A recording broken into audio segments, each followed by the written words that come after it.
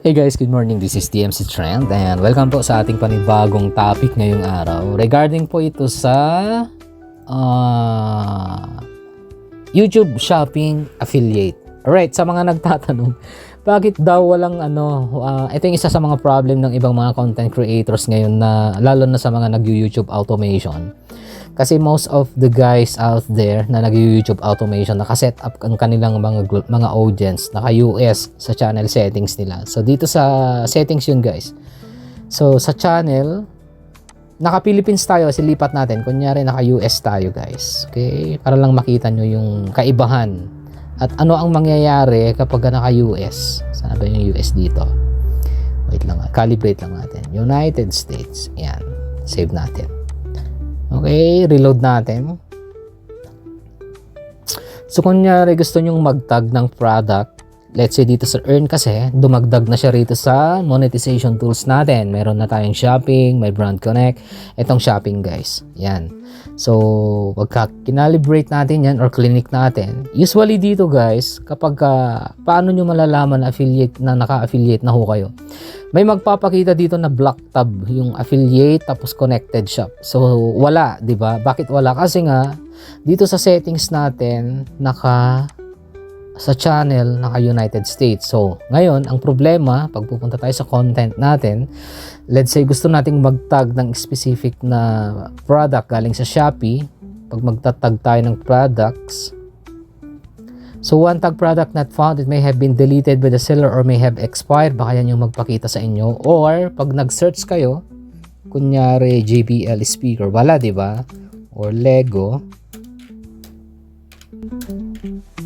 wala siyang makikita. Paano ilabas yan? Paano ilabas yung mga product na galing sa Shopee or mga connected stores po ninyo? Ito. Sa settings, ililipat nyo lang yan guys. Punta kayo sa channels and then i-Philippines po ninyo. Lagay nyo po sa Philippines and then save. Okay, reload natin. So, wala na, di ba? Wala na yung pula. Ngayon, makikita nyo, meron na. So, pag nag-tag tayo ng product, let's say, for example, sa wala pang naitag. Kanyari, let's say, for example, ito. Ayan. Tapos, magta-tag tayo ng product, plus, ayan, pwede nang mag-tag. Or, pag gusto nyong palitan yung item, yung product, kasi nakasave na kasi ito, kaya default na nagpapakita. Ngayon, pag gusto nyong palitan, edit nyo lang yung pencil, click nyo yan. And then, sa shop, tap nyo yung Shopee. Shopee, pag halimbawa kukunin ninyo sa Shopee yung product. Then, pag sa iba, let's say for example, sa mga connected shops po ninyo na na-create, dito naman nyo pipiliin. Okay, so, apply natin. So, dito, magpapakita na siya guys. Yan. Sa save product, since may na-save na tayo, kaya ito yung default na nagpapakita. Dito sa Shopee naman, let's say for example, sa Shopee, apply lang natin. Yan. So, pwede na kayong maglagay ng mga product na gusto nyong itag sa mga videos po ninyo. Okay, so dito, magpapakita rin siya dito sa area ito. Sa earn. Di ba kanina walang nagpapakita na affiliate? Ngayon dito, pag tinap natin itong shopping, magpapakita na yung affiliate program dito. And then sa connected shops, let's say for example, gusto nyo mag-create ng sarili nyong shop. May mga sarili kayong digital products. Pwede. Sa connected shop, ayan. So, wala tayong connected shop. Dito lang sa baba, manage products dito sa shop. Itong tatlong to, itong vertical dots na yan, vertical line na yan, tap nyo yan. Tapos, add another shop. And then, pwede nyo piliin kung ano yung shop na gusto nyo i-connect dyan.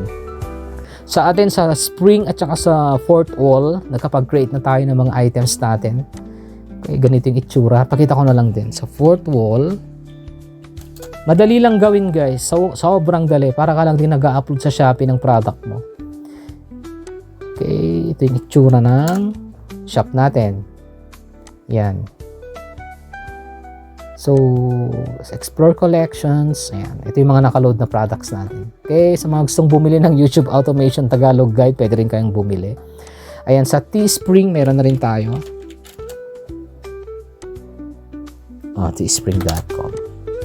Oops. Sa Spring.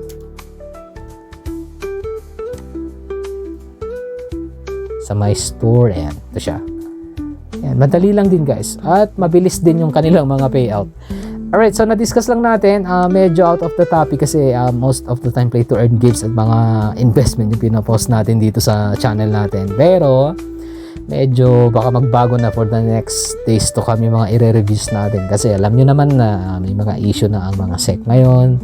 Pagka, lalo na sa financial advice, pag hindi ka registered sa SEC as ang tawag nito as a legit na advisor, mahirap mag-promote na mga ganyan-ganyan na. So medyo ang DMC trend magbabago siguro ng ibang mga discussions for the next few weeks to come. Alright, so but anyway, sana nakatulong tong video natin sa mga nagtatanong kung paano i-set up or mga nagtatanong bakit naguguluhan sila, bakit walang naitatag. Kasi baka dito sa inyong settings, sa channel po ninyo baka iba yung country of residence. Alright, so that's it. Yun lang po yung ating discussions ngayong araw. Again, this is DMC Trend. Thank you guys for watching. Please like, share, subscribe, and comment. Good morning!